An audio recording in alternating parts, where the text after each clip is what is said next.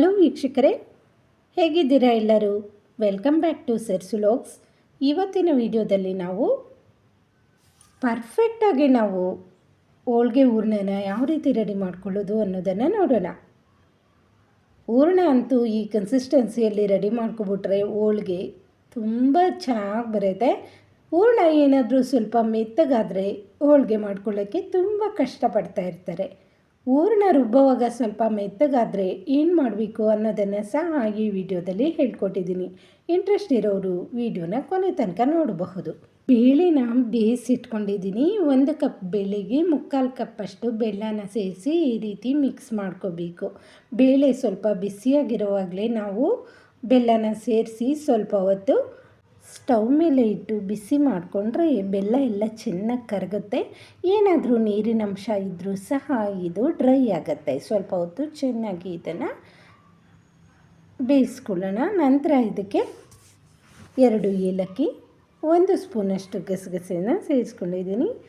ಅರ್ಧ ಹೋಳಷ್ಟು ತೆಂಗಿನಕಾಯಿ ತುರಿನ ಸೇರಿಸ್ಕೊತಾ ಇದ್ದೀನಿ. ಇದನ್ನು ತುರಿದಾದರೂ ಸೇರಿಸ್ಕೋಬಹುದು, ಇಲ್ಲಾಂದರೆ ಮಿಕ್ಸಿ ಜಾರ್ಗೆ ಸೇರಿಸ್ಕೊಂಡು ಪುಡಿ ಮಾಡಾದರೂ ಸೇರಿಸ್ಕೋಬಹುದು. ಇದೆಲ್ಲವನ್ನು ಸೇರಿಸಿ ಚೆನ್ನಾಗಿ ಮಿಕ್ಸ್ ಮಾಡಿ ಅದು ತಣ್ಣಗಾದ ನಂತರ ಸ್ವಲ್ಪ ಈ ರೀತಿ ಚಿಕ್ಕ ಮಿಕ್ಸಿ ಜಾರ್ಗೆ ಇದನ್ನು ಸೇರಿಸ್ಕೋಬೇಕು.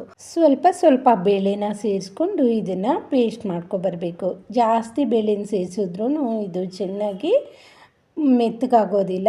ದೊಡ್ಡ ಮಿಕ್ಸಿ ಜಾರಿಗೆ ಸೇರಿಸಿದ್ರೂ ಇದು ಚೆನ್ನಾಗಿ ಪುಡಿ ಆಗೋದಿಲ್ಲ. ಆದ್ದರಿಂದ ಈ ರೀತಿ ಸಣ್ಣ ಜಾರಿಗೆ ಸೇರಿಸ್ಕೊಂಡು ನಾವು ಸ್ವಲ್ಪ ಬೇಳೆನ ಈ ರೀತಿ ಹೂರಣನ ರೆಡಿ ಮಾಡ್ಕೋಬಹುದು. ನೋಡಿ, ಈ ಕನ್ಸಿಸ್ಟೆನ್ಸಿಯಲ್ಲಿ ಇರಬೇಕು ಹೂರಣ, ಆವಾಗ ಚೆನ್ನಾಗಿ ಬರುತ್ತೆ. ಇದಕ್ಕೆ ನೀರೆಲ್ಲ ಸೇರಿಸಿ ರುಬ್ಬಕ್ಕೆ ಹೋಗಬಾರ್ದು.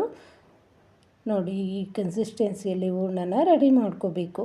ಕಡಿಮೆ ಪ್ರಮಾಣದಲ್ಲಿ ಹೋಳಿಗೆನ ಮಾಡ್ಕೊಳ್ಳೋರು ಮಿಕ್ಸಿ ಜಾರಲ್ಲಿ ಸೇರಿಸಿ ರುಬ್ಕೋಬಹುದು, ಇಲ್ಲ ಅಂದರೆ ಇದನ್ನು ಗ್ರೈಂಡ್ರಿಗೆ ಸೇರಿಸ್ಕೋಬಹುದು. ಜಾಸ್ತಿ ಪ್ರಮಾಣದಲ್ಲಿ ನಾವು ಬೇಳೆನ ಬೇಯಿಸ್ಕೊಂಡ್ರೆ ಒರಳಿರೋರು ಸಹ ಒರಳಲ್ಲಿ ಇದನ್ನು ರುಬ್ಕೋಬಹುದು. ಒಂದೊಂದು ಸತಿ ನಾವು ಬೇಳೆನ ಕರೆಕ್ಟಾಗಿ ಬೇಯಿಸ್ಕೊಳ್ಳಿಲ್ಲ, ಬೆಲ್ಲ ಹೆಚ್ಚು ಕಡಿಮೆ ಸೇರಿಸಿದಾಗ ನಾವು ಹೂರಣನ ರುಬ್ಕೊಳ್ಳೋಕೆ ಹೋದಾಗ ಈ ರೀತಿ ಮೆತ್ತಗಾಗ್ಬಿಡುತ್ತೆ. ಕೆಲವ್ರು ಏನು ಮಾಡ್ತಾರೆ ಅಂದರೆ ಇದನ್ನು ಬಟ್ಟೆಯಲ್ಲಿ ಹಾಕಿ ಚೆನ್ನಾಗಿ ಹಿಂಡ್ತಾರೆ ನೀರಿನ ಅಂಶ ಹೋಗೋವರೆಗೂ. ಆ ರೀತಿ ಮಾಡೋದ್ರಿಂದ ಟೇಸ್ಟು ಚೇಂಜ್ ಆಗುತ್ತೆ, ಜೊತೆಗೆ ಸ್ವೀಟ್ನೆಸ್ ಸಹ ಕಮ್ಮಿ ಆಗಿಬಿಡುತ್ತೆ. ನಾವು ಈ ರೀತಿ ಮೆತ್ತಗಾದಾಗ ಹೂರಣನ ಒಂದು ಕಡಾಯಲ್ಲಿ ಸೇರಿಸ್ಕೊಂಡು ಒಲೆ ಮೇಲಿಟ್ಟು ಸ್ವಲ್ಪ ಹೊತ್ತು ಚೆನ್ನಾಗಿ ಇದನ್ನು ಬೇಯಿಸ್ಕೋಬೇಕು.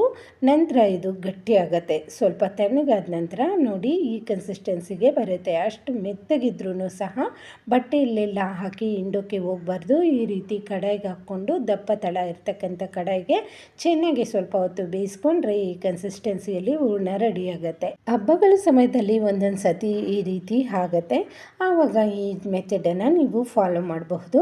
ನಂತರ ನಾವು ಕಣಕನ ರೆಡಿ ಮಾಡಿಕೊಂಡು ಹೂರಣನ ಇಟ್ಕೊಂಡು ಒಂದು ಶೀಟ್ ಮೇಲೆ ಇದನ್ನು ಹೋಳಿಗೆನ ತಟ್ಕೋಬಹುದು. ತುಂಬ ಪರ್ಫೆಕ್ಟಾಗಿ ಬರುತ್ತೆ. ನಾನು ಬೇಳೆ ಬೇಯಿಸುವ ವಿಧಾನವನ್ನು ಸಹ ವಿಡಿಯೋನ ಅಪ್ಲೋಡ್ ಮಾಡಿದ್ದೀನಿ. ಇಂಟ್ರೆಸ್ಟ್ ಇರೋರು ಹೋಗಿ ನೋಡಬಹುದು. ಬೇಳೆನ ಎಷ್ಟು ಹದವಾಗಿ ಬೇಯಿಸ್ಕೊತೀವೋ ಹೋಳಿಗೆ ಅಷ್ಟೊಂದು ಚೆನ್ನಾಗಿ ಬರುತ್ತೆ. ನಾವು ಹೂರಣನ ರುಬ್ಕೊಳ್ಳೋವಾಗೂ ಸಹ ಪರ್ಫೆಕ್ಟಾಗಿ ಬರುತ್ತೆ. ಬೇಳೆನ ಬೇಯಿಸ್ಕೊಂಡು ನಾನು ಹೇಳ್ಕೊಟ್ಟಿರ್ತಕ್ಕಂಥ ಮೆಥಡಲ್ಲಿ ನೀವು ಬೆಲ್ಲನ ಸೇರಿಸ್ಕೊಂಡ್ರೆ. ತೊಗರಿಬೇಳೆ ಒಬ್ಬಟ್ಟನ್ನು ಆಲ್ರೆಡಿ ಅಪ್ಲೋಡ್ ಮಾಡಿದ್ದೀನಿ. ಇಂಟ್ರೆಸ್ಟ್ ಇರೋರು ಆ ವಿಡಿಯೋನೂ ಸಹ ನೋಡಬಹುದು. ಹೂರಣ ಹಾಗೆ ಕಣಕನ ಸರಿಯಾದ ವಿಧಾನದಲ್ಲಿ ನಾವು ರೆಡಿ ಮಾಡಿಟ್ಕೊಂಡ್ರೆ ಹೋಳಿಗೆ ಮಾಡೋದು ತುಂಬ ಈಸಿ ಆಗುತ್ತೆ.